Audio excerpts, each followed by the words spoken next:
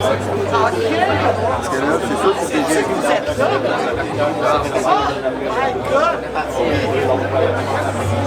Donc, Éric Duhem, chef du Parti conservateur du Québec, et Jonathan Poulin. Bonjour à tous, merci beaucoup d'être là. C'est un plaisir aujourd'hui d'être à Saint-Georges. On était ici il y a 3 mois pour annoncer officiellement la candidature de Jonathan Poulin, qui était notre premier candidat à la grandeur du Québec. Aujourd'hui, on en a plus d'une vingtaine déjà d'annoncés. On en a encore 40 ou 50 en attente d'être annoncés dans les prochaines semaines, les prochains jours. Puis aujourd'hui, c'est un rassemblement partisan qu'on fait ici. C'est important de mobiliser les troupes, de commencer à s'organiser en vue de l'élection.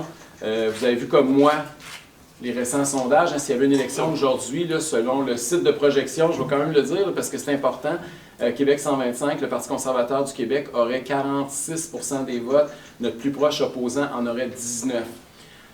Puis notre défi, c'est justement que ça se matérialise le 5 octobre. On ne veut pas être en avance d'un sondage 6 mois d'avance. Ce qui est important, c'est qu'on soit en avance le 5 octobre au soir quand on va annoncer le vainqueur dans Beauce-Sud. Jonathan, c'est un candidat modèle dans le sens où il a continué pendant 4 ans à travailler le terrain, à faire progresser le parti puis les idées. C'est pas évident. Alors qu'on n'a aucun député à l'Assemblée nationale, on a beaucoup moins de ressources que les autres, on a beaucoup moins de visibilité que les autres, et malgré tout, on aurait plus de votes aujourd'hui dans ce qui a été notre meilleur comté en termes de pourcentage des votes lors de la dernière campagne électorale. Donc, c'est tout un exploit qu'on a déjà réussi, mais il faut 2 choses à partir de maintenant en vue de la prochaine élection, je pense. C'est vrai dans Beauce-Sud, mais c'est vrai à la grandeur du Québec. D'abord, ça va prendre l'humilité, parce que, surtout quand on a 27 points d'avance, il ne faut pas venir fou. Il n'y a rien d'acquis, puis un sondage, ça ne vaut rien si on est pour perdre l'élection. On le sait, on l'a passé par là en 2022. Donc, il faut s'assurer, il faut rester très humble. On va gagner si et seulement si on continue de travailler aussi fort qu'on le fait ces dernières années et encore beaucoup plus fort en campagne électorale.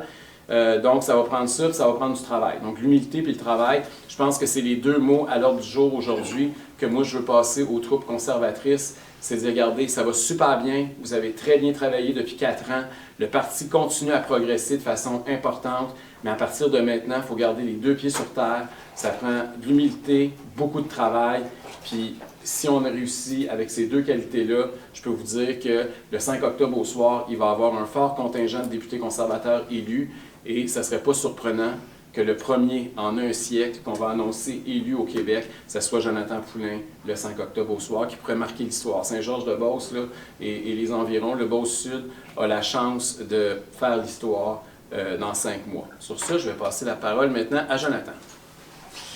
Merci Éric, merci d'être en Beauce. Bienvenue chez nous. On est très fébrile aujourd'hui parce qu'on lance officiellement ma campagne électorale avec évidemment famille, amis, militants, des gens qui nous ont supportés depuis 2022. De toute façon, la date de l'élection, c'est un peu factice. On le voit, les gens sont déjà en campagne électorale, alors on ne se privera pas de ce temps-là pour aller, dès les prochaines fins de semaine, à la rencontre des Beaucerons, à commencer notre porte-à-porte, à peaufiner notre plateforme électorale puis arriver vraiment avec des propositions concrètes pour la région. On sent qu'ils ont un goût de changement puis on veut incarner ce changement-là dans Beauce-Sud. Alors aujourd'hui, c'est festif, les gens sont là et on démarre la campagne dans Beauce-Sud. Bonjour tout le monde, merci d'avoir à vous tous et toutes d'être là. Ça me fait vraiment chaud au cœur d'être dans Beauce-Sud aujourd'hui pour venir encourager Jonathan qui lance officiellement sa campagne. Vous savez, le Parti conservateur du Québec s'apprête à faire une percée historique.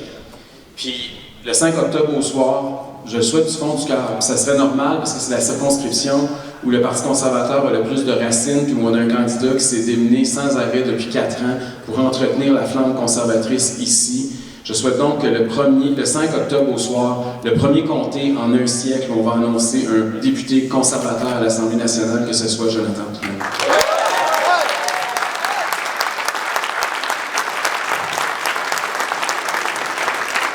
Tantôt, il y a un journaliste qui m'a demandé pourquoi le Parti conservateur est plus populaire en Beauce qu'ailleurs. Puis ma réponse, puis je veux vous la partager, puis s'il y en a d'autres qui ont d'autres éléments de réponse, ils viendraient me voir après pour me les donner. Mais la façon dont on voit les Beaucerons, quand on parle aux Beaucerons, on côtoie les Beaucerons, vous êtes d'abord et avant tout des gens libres. Vous êtes une région d'entrepreneurs. Vous êtes une région qui ne dépend pas des gouvernements. Vous êtes une région qui exploite et qui travaille. Et donc, c'est des valeurs très conservatrices qui vous animent. C'est pas de surprise que ce soit en Beauce où le Parti conservateur est présentement le plus populaire. Ces beaux chiffres-là, il faut que ça se traduise en vote dans une boîte le 5 octobre. Et pour ça, ça va prendre deux choses essentiellement pour nous tous. D'abord, une bonne dose d'humilité. On n'est pas là pour insulter personne puis rire de personne. Là. On est là pour faire avancer nos idées, faire gagner les conservateurs. Donc, je pense que c'est important, tous les jours, là, répétez-vous, il faut rester humble. Puis deuxièmement, il faut travailler. Il faut se retrousser les manches, il faut se cracher les mains, il faut continuer à faire ce que vous avez fait depuis 4 ans, puis même ça va aller en accélérer pendant la campagne électorale. Fait que si aujourd'hui vous retenez 2 mots de mon discours, là, c'est humilité, travail. Puis je vous le dis, si on suit cet agenda-là, c'est certain qu'on va avoir une percée importante le 5 octobre prochain. Mais même dans un château fort souverainiste comme Chicoutimi, dans le porte-à-porte, les gens nous disaient qu'ils ne voulaient pas de référendum. Puis là, on a 2 partis, Parti québécois et Parti libéral, pour ne pas les nommer, qui veulent nous obliger à rentrer dans un des 2 autobus du oui puis du non. Nous autres, on ne veut pas être dans les autobus, mais on ne veut pas faire campagne référendaire. On veut travailler avec le monde pour laisser plus d'argent dans leur poche puis plus de liberté. Et c'est ça qui est le Parti conservateur du Québec, c'est ce qui nous différencie des autres. Je suis un peu ému de vous voir en si grand nombre aujourd'hui, famille, amis, supporters, militants. Ça me fait vraiment chaud au cœur, votre présence. Alors, on part ça dans Beauce-Sud, campagne. On est d'avance, mais pas tant. Tu sais, je disais tantôt, la date d'élection, c'est un peu factice, là. Tout le monde est en campagne, les politiciens, les chefs, tout le monde. Alors, on n'est pas pire que les autres, on part ça pour pouvoir aller à la rencontre des citoyens puis débuter notre porte-à-porte. Avant d'embarquer dans le petit volet politique, parce que vous savez très bien, ceux qui me connaissent, que je vous ai réunis aujourd'hui, c'est pour vous parler un peu de politique, mais j'ai un petit volet corporatif à faire. Vous savez, la politique, malheureusement, ou peu importe, bien, ça se gagne essentiellement avec 2 choses, avec des fonds puis de la visibilité. Alors, une des bonnes façons que vous pouvez nous encourager, c'est soit de prendre votre carte de membre du parti ou vous pouvez faire une contribution financière. Ça nous permet d'avoir des affiches électorales dans le comté, ça nous permet de nous payer de la publicité dans les médias locaux ou dans les médias nationaux, donc c'est très important. Puis je veux faire 2 précisions. Au parti, chaque dollar que vous donnez, soit pour une carte de membre ou pour un don, la moitié revient à la circonscription dans laquelle vous résidez. Donc, ça revient très vite sur le terrain pour nous aider à faire campagne localement. Puis également, bien, le DGEQ à Paris. Donc, si vous donnez 20 $, c'est 40 $ qui rentrent au parti parce que le directeur général des élections donne le même montant. Alors, je vous le mentionne, c'est important parce que une campagne électorale, ça se fait également avec des moyens. Je vais vous parler du coût de la vie bientôt. Si vous ne pouvez pas, c'est vraiment pas grave. Il y a une chose que vous pouvez faire par contre, c'est la visibilité. Ça, c'est gratuit sur les réseaux sociaux, sur votre terrain. N'oubliez pas de partir avec votre pancarte de terrain si vous êtes dans Beauce-Sud. Donc, on compte sur vous. Un comté de 50 000 électeurs, j'ai bien beau être le plus actif possible, je ne pourrai jamais rencontrer tout le monde. Donc, c'est la force du nombre, la force du message. Et c'est grâce à vous qu'on va pouvoir gagner en octobre prochain. Ça n'a pas de bon sens. On est les plus taxés en Amérique du Nord. Et quand on est rendu qu'on a besoin de services, c'est ça le contrat social. On paye des impôts, des taxes, mais quand on a besoin de services, on en a. Là, vous avez besoin de voir un médecin, vous n'avez pas de médecin. On a des enfants qui ont des difficultés d'apprentissage, ils n'ont pas de professionnel. Une femme tombe enceinte, la première chose quasiment il faut qu'elle pense, c'est de s'inscrire sur une liste d'attente pour avoir une place en garderie, puis peut-être elle n'aura pas. Le contrat social est brisé, puis il va falloir revoir ce modèle-là. Et les conservateurs, on est les seuls qui proposent de revoir ce modèle-là. Puis j'embarquerai même pas dans les débats sur la souveraineté, etc. Ça, pour moi, c'est des débats périphériques. Mais sur le fond, ils proposent la même chose, puis c'est changer 4 sous pour une pièce. Alors, il faut arrêter de se surprendre que les résultats sont toujours pareils. Il va falloir oser le changement, puis oser une nouvelle option, puis je pense que c'est celle qu'on incarne. Dans notre campagne, on va parler du coût de la vie. On va parler du coût de la vie, je pense que c'est l'enjeu numéro 1. Tout coûte de plus en plus cher. Les gens ont de la difficulté à arriver. Mais on va être comme en 2022, le parti, là je ne peux pas avancer les chiffres là, parce qu'on va avoir un cadre financier, mais on va être le parti qui va être le plus ambitieux sur les baisses d'impôts des particuliers de la classe moyenne. On est tanné des gouvernements qui vous siphonnent pour vous retourner un peu d'argent dans un programme, dans un chèque, à un moment donné. Non, il faut que les gens conservent plus de leur argent à la source, sur leur revenu, sur leur gagne-pain, ce qu'ils font à la sueur de leur front. Donc, on va être encore une fois les plus ambitieux pour la diminution des impôts. Et le deuxième, sur le coût de la vie, je peux pas croire qu'on ne les a pas encore convaincus d'abolir la maudite taxe carbone. On est encore la seule juridiction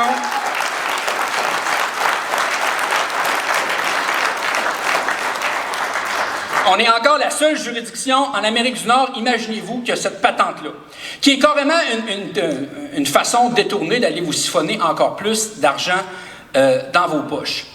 Écoutez, là, c'est pas le Québec qui va sauver la planète parce qu'on a une taxe carbone. Il faut arrêter de nous prendre pour des innocents. L'Ontario l'a enlevé, ça ne leur a pas coûté une scène. C'est bizarre, hein, dans le discours médiatique ambiant. Alors, à un moment donné, là, le Québec veut toujours être une société distincte. Là-dessus, je pense pas que ça nous honore. Alors, si on les convainc pas, bien, ça sera un sujet de la prochaine campagne électorale. On s'engage encore à abolir la fameuse taxe carbone au Québec. Les jeunes sont découragés de reprendre des entreprises parce qu'ils regardent ça et ils disent « Mais hey, j'ai-tu le goût de m'embarquer là-dedans? La paperasse, la bureaucratie, ça c'est dommage parce qu'au Québec, 90% c'est des PME, c'est notre tissu économique, c'est ce qui fait en sorte qu'on puisse payer des services publics. » Alors encore une fois, là-dessus, on va être très audacieux sur la déréglementation et sur la baisse de la paperasse parce qu'en ce moment, c'est la loto Fitzgibbon. C'est comme ça qu'on gère depuis 4 ans. On choisit les entreprises qui gagnent avec des chèques, puis ça fait de la concurrence déloyale. Donc, c'est terminé les fameux chèques pour subventionner les entreprises. On va créer une saine concurrence, puis ça va permettre aux entreprises de se développer en région. On va avoir deux mesures, dont une dont je suis très fier, parce que ça, c'était en 2022. Moi, j'ai fait campagne, puis ce qu'on me parlait partout, c'était la main-d'œuvre. On manque de main-d'œuvre, on manque de main-d'œuvre. Puis je suis triste parce que je recommence ma campagne, puis on me dit encore les mêmes maudites affaires. C'est comme si pendant 4 ans, on s'est assis sur nos 2 mains puis on ne les a pas aidés, nos entrepreneurs. On a fait rentrer de l'immigration de manière pas nécessairement orientée ou en congruence avec ce qu'on avait sur le marché du travail, mais on avait des propositions. Et celles qu'on avait mis de l'avant et qu'on va remettre de l'avant, c'est pour nos travailleurs d'expérience. Les gens qui ont 65 ans, qui veulent encore travailler, qui ont encore le cœur à l'ouvrage, mais qui arrêtent ou qui diminuent parce qu'ils se font couper leurs impôts et leurs rentes. C'est des travailleurs compétents qui sont capables de former la relève, qui coûtent moins cher, qui permettent d'être moins dépendants de l'immigration économique. Puis en plus, les études démontrent qu'ils sont plus en santé physique et psychologique s'ils continuent à travailler. Je ne comprends pas qu'ils n'ont pas encore mis ça de l'avant. Alors encore une fois, on va mettre cette proposition-là sur la table pour forcer les autres partis à aller dans cette direction-là. Un des enjeux que je veux vous parler, et qui me préoccupe, je l'ai dit dans la vidéo, c'est de défendre notre jeunesse. Puis là-dessus, il y a 2 volets. Premièrement, il faut permettre à nos jeunes d'avoir accès à la propriété. Tu sais, je l'ai dit, là, je veux dire, c'était le rêve un peu des jeunes, de dire, je vais travailler fort, je vais avoir ma maison, je vais élever ma famille, puis ce deal-là est un peu brisé. Puis je veux qu'on prenne 10 secondes pour se rendre compte d'une chose, là. On est la prochaine génération qui va laisser moins à la génération qui suit que ce qu'elle a reçu. Je répète. Habituellement, les générations ont toujours eu le souci de laisser plus à la génération qui suit. Cette chaîne-là vient de débarquer. On va laisser moins à la génération qui suit. Pour moi, c'est dramatique. Pour moi, on n'a pas le droit d'accepter ça. C'est en changeant avec les conservateurs qu'on va pouvoir revirer cette tendance. Parce que le Centre des services scolaires a annoncé qu'il allait couper des circuits, à peu près une trentaine, puis ils ne permettront pas d'aller chercher, par exemple, les parents qui ont 2 résidences. Puis on dit, ça coûte trop cher. On est en 2026, là. C'est un service de base. Des parents séparés, là, c'est pas anormal, c'est la vie, c'est ce que les jeunes vivent. Alors, je ne peux pas croire qu'on est rendu à couper là dans les services aux jeunes. Des jeunes qui font des programmes de sport-études, hors-études.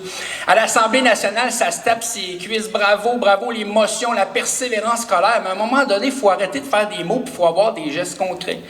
Et c'est silence radio de la part de nos élus. Alors moi, je prends l'engagement et vous allez me voir dans un débat, que tous les candidats dans Beauce-Sud et dans Beauce-Nord et dans Bellechasse, parce que le centre de service scolaire de la Beauce-et-Chemin, ça touche tout le monde, prennent l'engagement qu'ils vont se battre jusqu'au bout pour qu'on arrête de couper dans les services aux élèves dans la commission scolaire.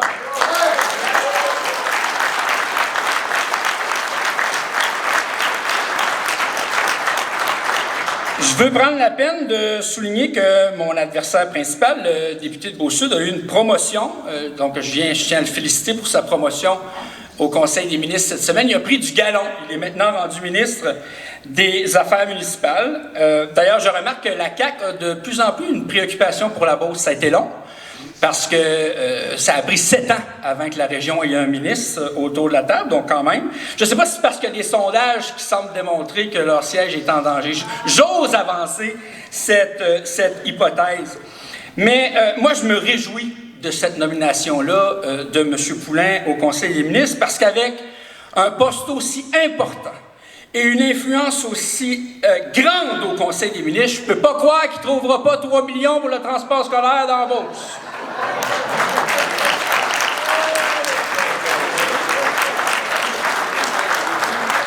D'ailleurs, ceux qui reçoivent leur éclaireur par la poste, l'éclaireur progrès, pour ceux qui ne sont pas de Beauce, c'est le petit journal local. À toutes les semaines, là, vous voyez la face de mon adversaire payé avec vos taxes, évidemment, pour vous souhaiter bonne année, bonne Saint-Valentin, joyeuse Pâques. Là, on est à, je sais pas, le mercredi décembre. On ne sait plus qu'est-ce qu'ils vont faire pour que la face soit là à toutes les semaines. Mais cette semaine, ça tue la une. Samuel Poulin veut un salon de jeu à Saint-Georges. Je peux-tu savoir qui c'est qui a demandé ça? Honnêtement, là, je répète puis je radote avec mon transport scolaire, 3 millions. Les urgences débordent à Saint-Georges, les routes sont défoncées aux 4 coins du comté, on réduit les heures dans les CLSC à Saint-Gédéon puis à la Guadeloupe. À Saint-Robert, on a coupé, les personnes ne peuvent même plus aller prendre une prise de sang dans le village. On a coupé dans le transport régional. Je pourrais vous en nommer toute l'après-midi. Et notre ministre pense que la priorité, alors que le gaz est à 2 piastres, c'est d'avoir un salon de jeu. Ce sont des gens déconnectés et irresponsables. Et la Beauce, vous avez un mandat en octobre prochain pour dire c'est dehors la CAQ. La job la plus prenante comme ministre, c'est ministre régional. Parce qu'il dit quand tu es ministre des Transports, les gens t'interpellent parce qu'ils ont des enjeux de transport. Mais il dit quand tu es ministre régional, tu es le représentant de ta région, les gens t'interpellent sur tous les dossiers. Il dit c'est très énergivore, mais il dit à quel point c'est important. Bien, comme c'est énergivore, Mme Fréchette a trouvé une solution. Elle dit m'enlevez ça, c'est trop d'ouvrage pour mes ministres. Ça enlevait ça. Alors là, un conseil des régions, donc des députés d'arrière-ban, vont former un comité qui va relever d'un ministre délégué qui relève d'un autre ministre. Hey, les régions vont être bien défendues avec ça. Alors, je vous invite à ne pas vous laisser avoir par la poudre aux yeux. Et nous, au contraire, on va prendre une autre orientation. On veut rétablir les ministres régionaux, non seulement rétablir ça, mais leur donner plus de pouvoir, leur donner des enveloppes discrétionnaires pour qu'ils puissent avoir l'agilité et la flexibilité de répondre aux enjeux régionaux. Parce que ce qui se passe au Saguenay-Lac-Saint-Jean, en Beauce puis en Outaouais, c'est pas la même chose. Alors, encore une fois, les régions très mal desservies. Mais récemment, le gouvernement du Québec, encore une fois, dans sa singularité de vouloir si exceptionnelle, a décidé, c'est la seule province canadienne qui a décidé d'adhérer au registre fédéral de rachat des armes à feu. Je veux vous en parler parce que c'est 700 millions de dollars que le gouvernement fédéral met sur la table pour ce programme inutile et coûteux et qui ne répondra pas à son objectif qui est de lutter contre la criminalité. Puis là, ça fait de la poudre aux yeux. 700 millions! C'est extraordinaire! Mais le gros du 700 millions, c'est pour payer les policiers, la masse salariale, pour aller collecter les armes, comme si nos policiers n'avaient pas mieux à faire. Puis tu sais, lutter contre la criminalité, ça me parle, Dany vous l'a dit tantôt, je suis porte-parole en matière de sécurité publique et de justice. Les besoins sont tellement criants que moi, j'ai au moins 3 suggestions. De quoi faire avec ce 700 millions-là au lieu d'emmerder les chasseurs, les tireurs sportifs, les collectionneurs qui sont honnêtes, qui ont des permis. 3 suggestions. La première, investissez en santé mentale.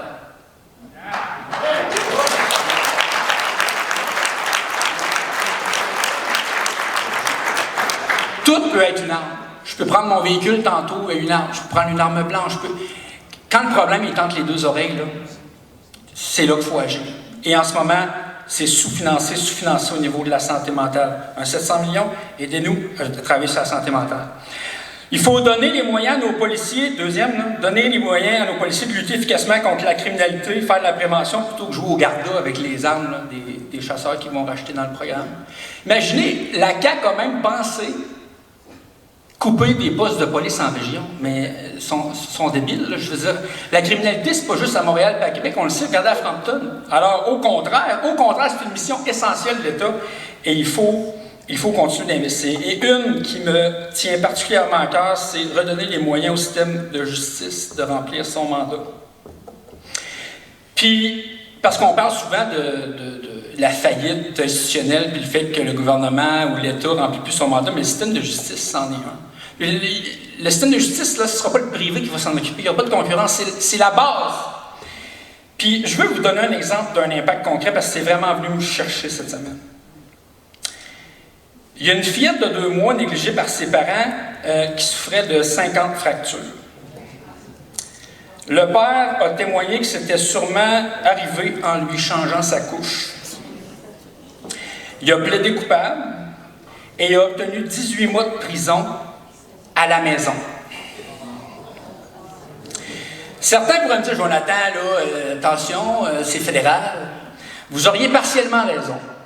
C'est vrai que le gouvernement de Justin Trudeau, heureusement, il n'est plus là. Il n'aura jamais été autant utile que depuis qu'il fait du ponton avec la chanteuse. On est bien content de ça, mais malheureusement, on reste avec un leg.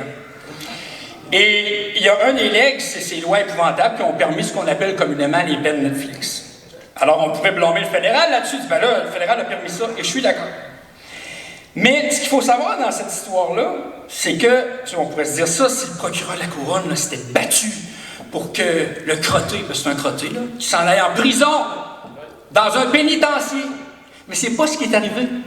Ils ont fait une suggestion commune. La Couronne et la Défense. Et je le sais parce que, pour avoir côtoyé le système, les procureurs de la Couronne sont sous-financés. Il manque des procureurs. Alors, ce qui arrive, c'est quand un procureur, il a 12 dossiers, il connaît le calendrier, il a l'horaire, les disponibilités de la Cour et tout ça. Il sait que sur 12 dossiers, il peut en amener 2 à procès. Le reste, il faut qu'il règle.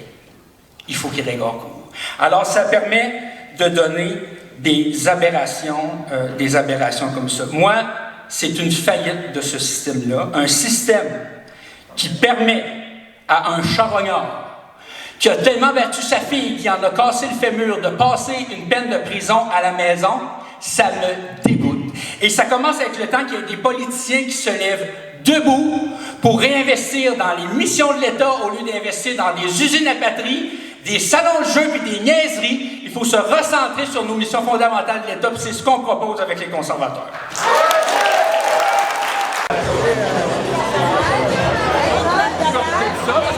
On cherche souvent les fois de mon campagne électorale sont les